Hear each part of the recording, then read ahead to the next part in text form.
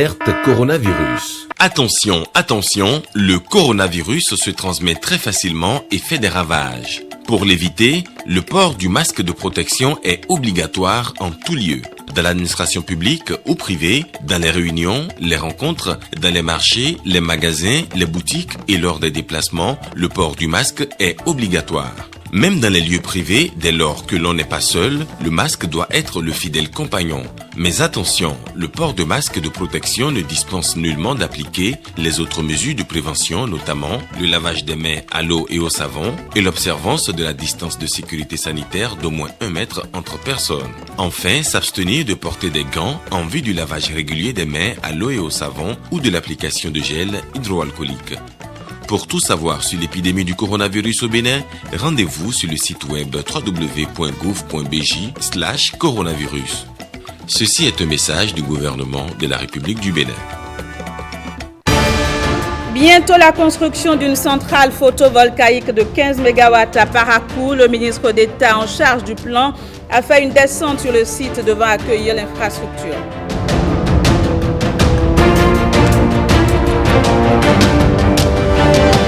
Assure également dans ce journal atelier de formation politique au profit des membres du parti Mouel Bénin. Il se déroule ce week-end à Ouida.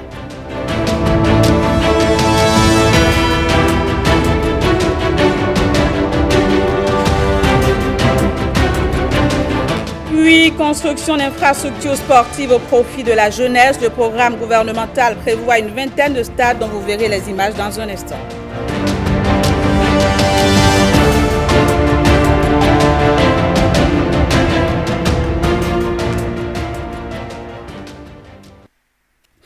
Bonjour et bienvenue à toutes et à tous. On ouvre cette édition par ce communiqué.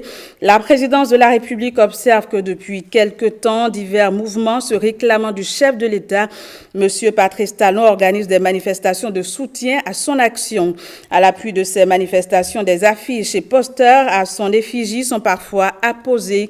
La présidence de la République tient à rappeler aux uns et aux autres que ces pratiques ne sont conformes ni à la vision du chef de l'État, ni à son combat contre le culte de la personnalité dans notre pays. Aussi, ces mouvements sont-ils invités à bien vouloir s'abstenir de rééditer les dites pratiques.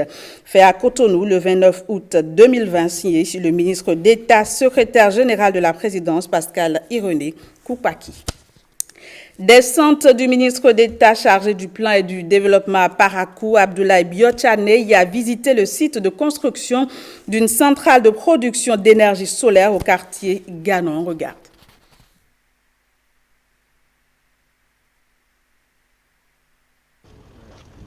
À proximité du port sec de Parakou au quartier Ganon, Abdoulaye Biotchane, ministre d'État chargé du plan et du développement, discute avec les riverains du site de construction d'une centrale photovoltaïque de 15 MW qui s'étendra sur environ 51 hectares. Il est accompagné du coordonnateur national du Millennium Challenge Account Bénin 2. Ils ont déjà une idée de la compensation dont ils vont bénéficier et ils sont pressés d'avoir cette compensation-là. Et c'est notre obligation au niveau de ce projet et de l'ensemble du programme MCA de faire en sorte que les populations qui sont affectées par ces projets-là soient compensées à leur juste valeur. C'est un projet qui rentre dans le programme énergétique du gouvernement. Vous savez que depuis 2016, nous avons décidé d'investir suffisamment pour créer l'offre énergétique dont nous avons besoin pour notre économie. De quoi sonner le glas des pertes et désagréments causés par les délestages précédemment enregistrés, d'après Abdoulaye Biotchane, qui est encore le président du conseil d'administration du MCA Bénin 2. Ce projet de construction des centrales solaires photovoltaïques est conçu pour desservir 4 communes localement, mais aussi sur le plan national, en vue de tendre vers l'autonomisation énergétique. À l'hôtel de ville de Parakou, on est reconnaissant. Même si on en demande encore, il faut reconnaître que les impacts du programme d'action du gouvernement sont déjà visibles. À la date d'aujourd'hui, nous produisons déjà la moitié de l'énergie que nous consommons. Et d'ici la fin de l'année prochaine, nous serons en mesure de produire la totalité de l'énergie que nous consommons dans ce pays. C'est donc un progrès et c'est dans ce cadre-là que Ces 4 centrales solaires vont être installées à Parakou ici, à Boïkon, à Djougou et à Natiken. Le second compact du programme MCA Bénin 2017-2022 d'un montant de 375 millions de dollars avec une contribution de 28 millions de dollars du gouvernement du Bénin est axé sur le développement de l'énergie électrique. L'objectif visé est de stimuler l'investissement privé et l'investissement dans la production et la distribution de l'électricité ainsi que l'électrification hors réseau. Cette centrale sera construite par des producteurs indépendants d'électricité. Le processus de sélection est en cours, qui va prendre fin d'ici le mois de septembre-octobre. Et ensuite, ils vont prendre possession des sites. L'espoir étant qu'avant la fin du programme, en juin 2022, que la centrale soit construite et mise en exploitation.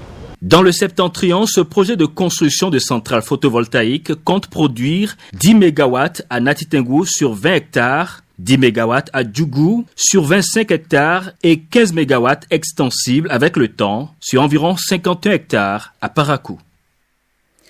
Moël Bénin est à l'école du militantisme désintéressé. Les membres du bureau politique de cette formation sont à Ouida pour apprendre à faire la politique autrement.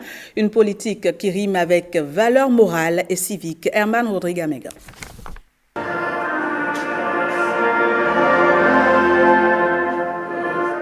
La mélodie singulière de l'hymne national se mêle à ces paroles profondes pour annoncer que l'aube véritablement nouvelle se lève sur Moël Bénin. La main sur le cœur, on ne jure ici que pour l'intégrité. Un sens du patriotisme convoqué et exacerbé par le credo du parti, le devoir nous appelle, reprise en chœur mais claquante à mesure que montent les décibels. Le devoir nous appelle à nous unir. À l'école de Moël, la Moël épinière est remise à neuf. Un formatage centré sur le militantisme désintéressé et qui combat l'achat des consciences en politique. C'est d'ailleurs la raison pour laquelle l'école du parti a organisé cette formation qui vise dans un premier temps à insuffler une meilleure dynamique de fonctionnement au scrutin statutaire du parti à divers niveaux, à réhabiliter les valeurs morales et républicaines indispensables au développement humain durable, à relever le niveau de débat politique national et à renforcer la démocratie interne. À Moël Bénin, tout s'apprend, tout s'enseigne pour une expression politique dénuée du vice. Certains ne croient pas à Moël Bénin.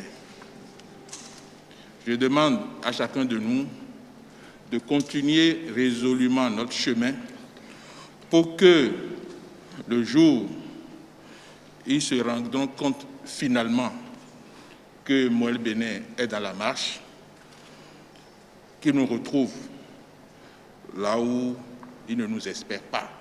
Une exhortation à la détermination pour la construction de Béninois de type nouveau. Un combat dans l'air du temps, pris à bras le corps par Moël Bénin. Et dans cette formation politique, c'est l'affaire de tous. Pour qu'à la fin de la formation, chaque membre du bureau politique, c'est-à-dire chaque participant à cette formation, puisse se sentir vraiment outillé pour affronter les réalités politiques au Bénin. Moël Bénin a désigné Patrice Talon comme candidat à sa propre succession à la présidentielle de 2021. Un choix assumé que le parti entend concrétiser avec les rudiments appris à la présente école et celle à venir. Les apprenants seront peut-être bientôt en situation d'évaluation.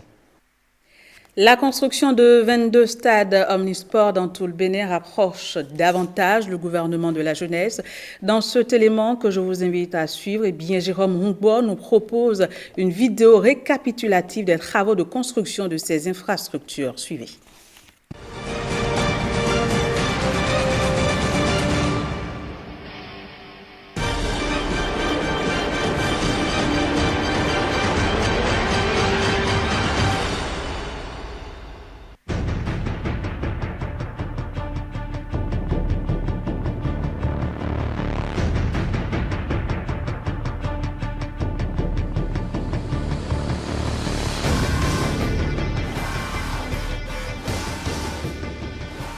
La stratégie du gouvernement a consisté, en même temps que nous réhabilitons le stade de l'Amitié, en même temps que nous réhabilitons les stades de grande taille comme René Pleven et Charles de Gaulle, nous décidons de doter les communes de stades afin de permettre aux populations d'être proches d'infrastructures aux normes internationales.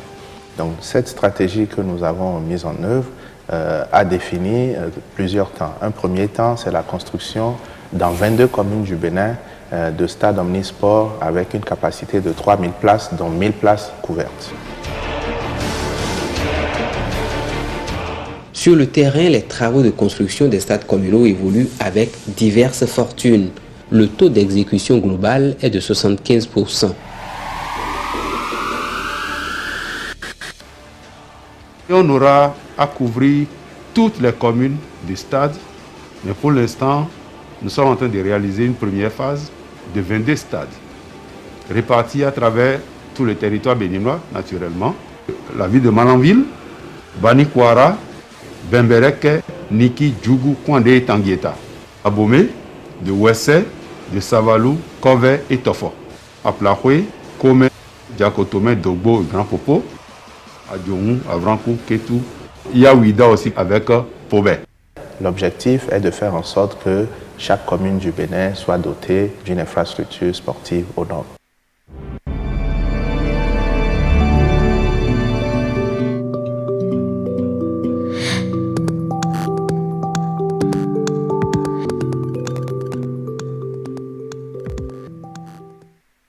Parlons à présent de la reconnaissance de la nation à l'endroit d'une des filles du Bénin, Tossou Joséphine Josiane, puisque c'est d'elle qu'il est question, a été élevée au grade de commandeur de l'Ordre national du Bénin par le président de l'Assemblée nationale. La cérémonie empreinte de solennité s'est déroulée devant les membres du bureau de l'Assemblée nationale et quelques personnalités. On regarde. L'insigne de commandeur remis à une ancienne parlementaire par le président de l'Assemblée nationale, Louis Béhounou Vlavonou.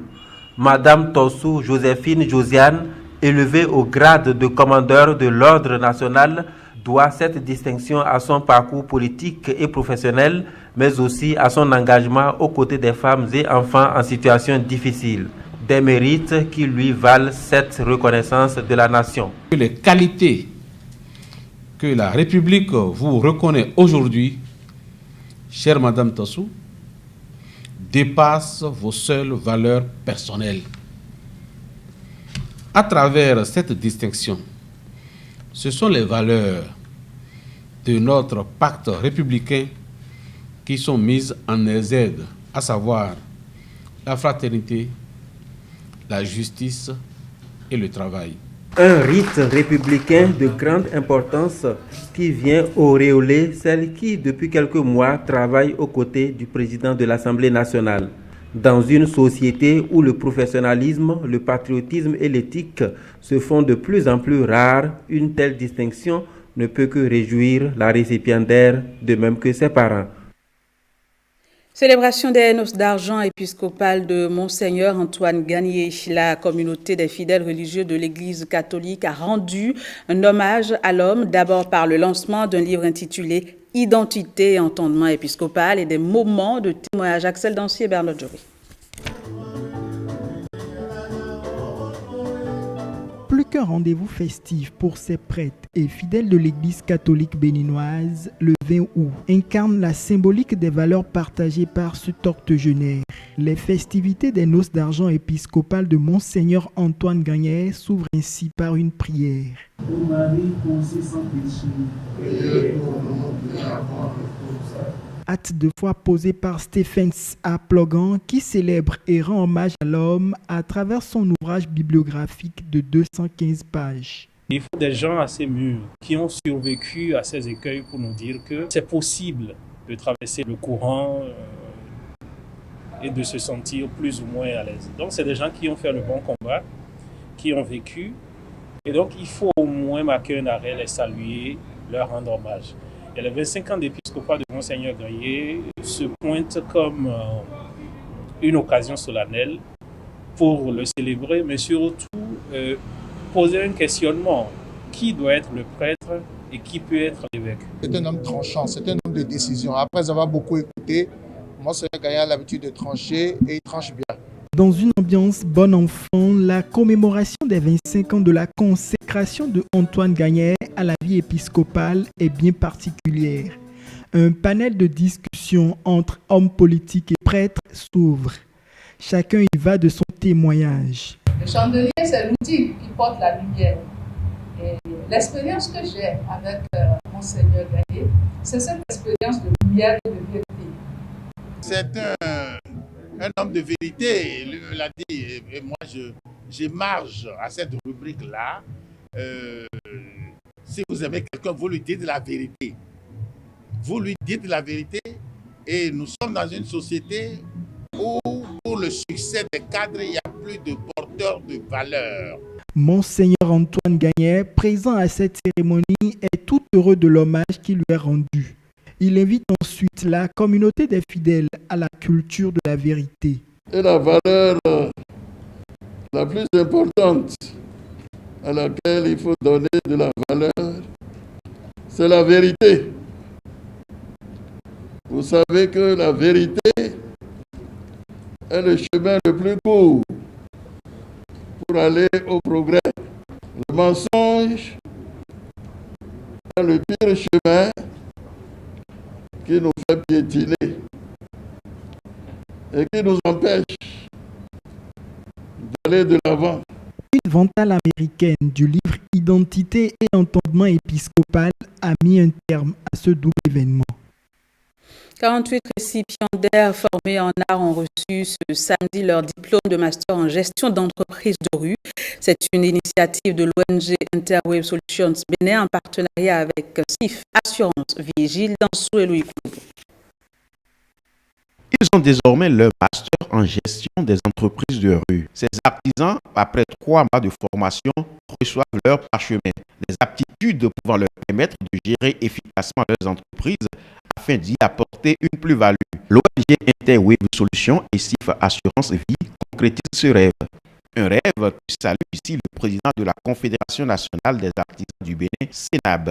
En plus de la formation technique que vous avez reçue, vous avez reçu également toutes les capacités managériales pour diriger votre entreprise. On peut vous faire confiance. Vous avez fait des économies pour votre entreprise, mais en même temps, vous contribuez au développement de notre pays, le Bénin.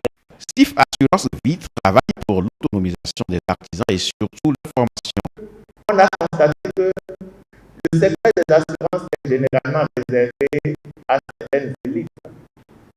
Il y a beaucoup de fans de la population, les plus nombreux d'ailleurs, dont les artisans que vous êtes, à qui on n'a jamais pensé. Et on se dit maintenant, cette frange de la population, elle est extrêmement importante, elle travaille beaucoup, elle participe aussi à l'économie nationale.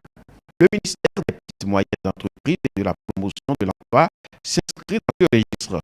Que ce soit au niveau du foyer, au niveau des communautés, au niveau global national, la question demeure. Et sans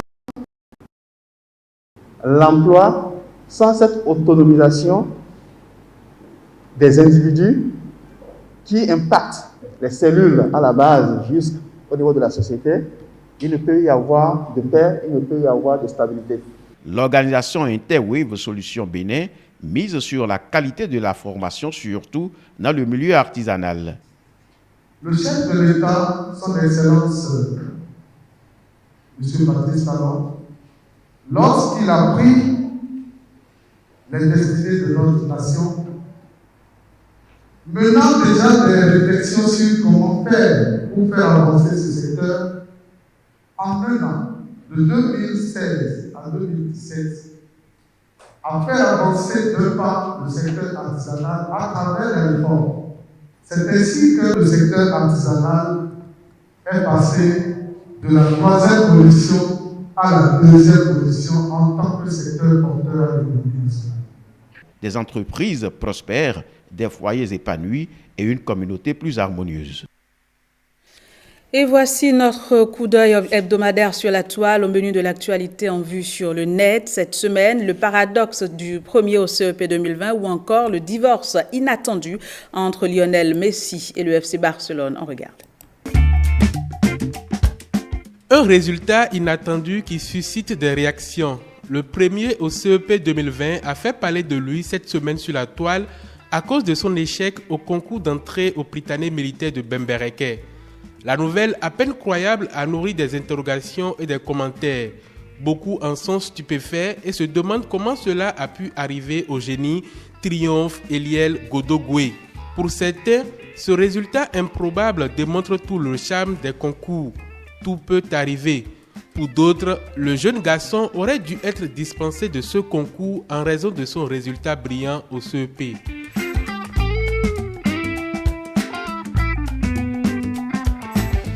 Des téléphones chinois avec des logiciels malveillants intégrés sont vendus en Afrique. C'est l'autre nouvelle qui a secoué la toile cette semaine. L'information a été révélée par le média spécialisé BuzzFeed avant d'être reprise en français par le site web de la BBC Afrique. L'enquête met en cause les téléphones de la marque Tecno, très vendus sur le continent. D'après BBC Afrique, la société anti-fraude Upstream a trouvé le code malveillant sur 53 000 téléphones portables de la marque vendus en Éthiopie, au Cameroun, en Égypte, au Ghana et en Afrique du Sud. Le logiciel Triada que la société a découvert sur les smartphones Android installe un code malveillant appelé InsHelper qui trouve ensuite des services d'abonnement et soumet des demandes frauduleuses à l'insu des utilisateurs, détaille BBC Afrique. Interrogé, Tecno Mobile a tout de même déclaré qu'il s'agissait d'un ancien problème de sécurité résolu à l'échelle mondiale depuis mars 2018. Autre annonce, autre secousse. Le probable départ de Lionel Messi du Football Club de Barcelone a mis la planète football en ébullition.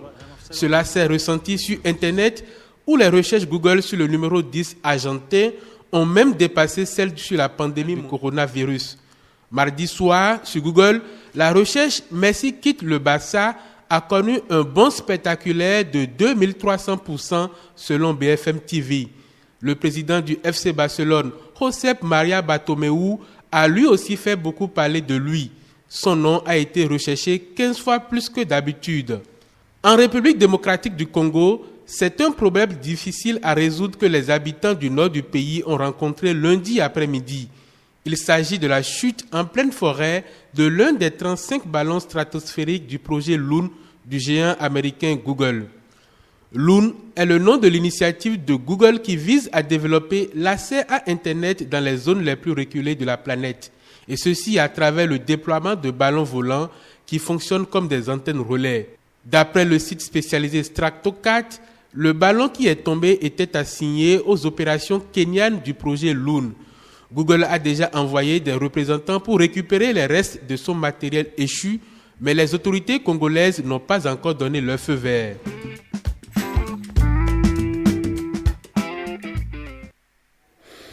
Au Mali, une première concertation pour la transition organisée par la junte au pouvoir après le coup d'État du 18 août a été reportée à la dernière minute. En Chine, l'effondrement ce samedi d'un bâtiment qui abrite un restaurant a fait au moins 17 morts. Et pendant ce temps-là, le Tour de France a démarré sous fort contrôle en raison de l'évolution de la pandémie. Voici la compilation des informations à travers le monde avec Jérôme Mbon.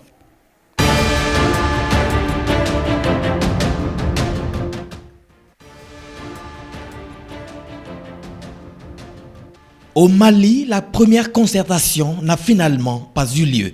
La transition promise par la junte au pouvoir a tourné court ce samedi 29 août.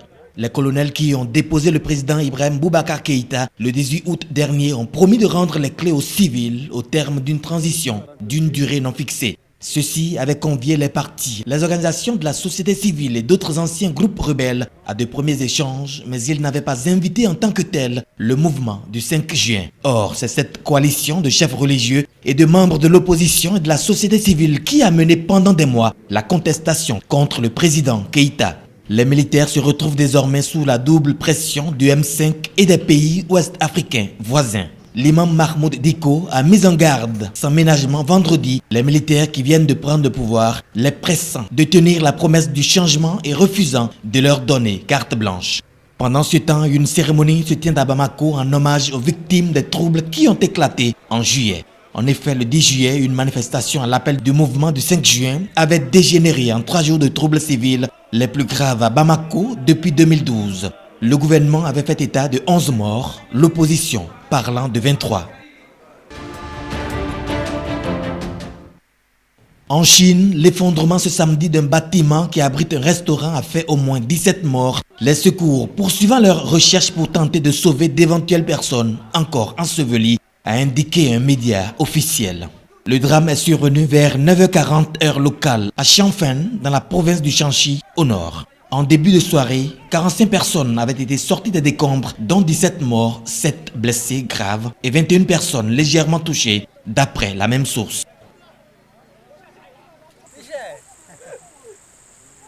En Afghanistan, de nombreux habitants ont perdu leurs emplois pendant la pandémie du coronavirus avec la fermeture des commerces et des écoles. Et pour survivre, plusieurs d'entre eux se tournent vers la culture de l'opium pour gagner de l'argent pendant la saison de récolte du pavot. On sait que le pavot est très dangereux, mais on le cultive pour résoudre nos problèmes financiers. Et c'est parce qu'il n'y a pas de travail.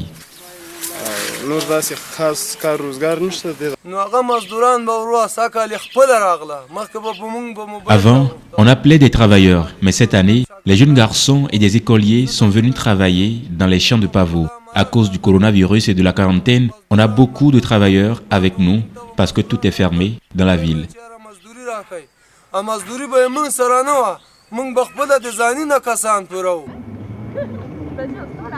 Du cyclisme, des forces de l'ordre qui surveillent, des fans de vélo qui font contre mauvaise fortune bon cœur. La première étape de Tour de France 2020 qui part de Nice est plus que jamais marquée par les précautions prises en raison de la persistance de la circulation du virus du Covid-19. Les conditions actuelles, on s'y attendait un peu, sauf les départs à huis clos et l'arrivée où il faudra être à 185 mètres de la ligne, ça c'est un peu embêtant. Bon, mais on a l'occasion de voir passer 2 fois les coureurs rapidement. Ça va être compliqué, c'est sûr. Ça, c'est pas un problème. Je suis pas de toute façon quelqu'un qui va forcément aller voir les gens pour leur demander des choses comme ça. Donc, je profite juste du moment présent et du peu que je peux faire, quoi. Les 176 coureurs des 22 équipes devront porter le masque dans les zones de départ et d'arrivée. Cette annonce intervient au moment où l'épidémie a repris une progression exponentielle en France, selon l'expression de la Direction générale de la santé, qui a annoncé vendredi plus de 7000 nouveaux cas d'infection en 24 heures. Le port du masque est désormais obligatoire dans plusieurs grandes villes françaises, dont Paris, sous peine d'une amende de 135 €. Ainsi s'achève ce 13h que j'ai eu du plaisir à vous présenter. Merci de nous avoir reçus chez vous. Au revoir et très bel après-midi à toutes et à tous.